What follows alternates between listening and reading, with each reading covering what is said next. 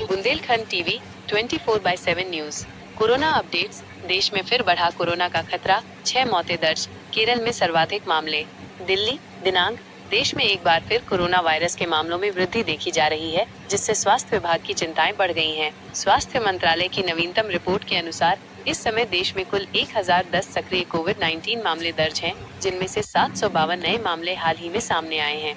ये पहली बार है जब साल 2025 में सक्रिय मामले 4 अंकों में पहुंचे हैं। केरल में सर्वाधिक मामले।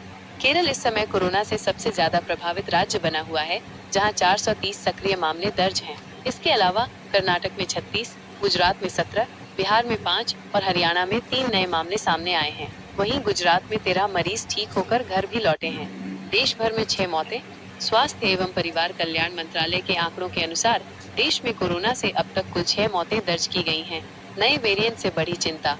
INSACOG की रिपोर्ट के मुताबिक देश में 2 नए सब वेरिएंट्स NB.1, .8.1 और LF.7 की पहचान हुई है। NB.1.8.1 की पुष्टि अप्रैल में तमिलनाडु में हुई थी, जबकि LF.7 के 4 मामले मई में गुजरात में सामने आए थे। इसके अलावा अगस्त 2023 में मिला JN.1 वेरिएंट अभी भी चिंता का कारण बना हुआ है, जिसे WHO ने वेरिएंट ऑफ इंटरेस्ट बताया है।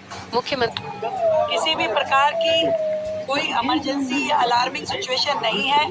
कोविड जैसा पिछले दिनों में हमने देखा कि ये इस तरह का एक वायरल हो गया है कि जिसके कारण से केवल जैसे खांसी जुकाम आता है, उसी तरह का ये सीजनल वायरस है और पूरी तरीके से स्थिति रेखा गुप्ता बोली, चिंता की बात नहीं।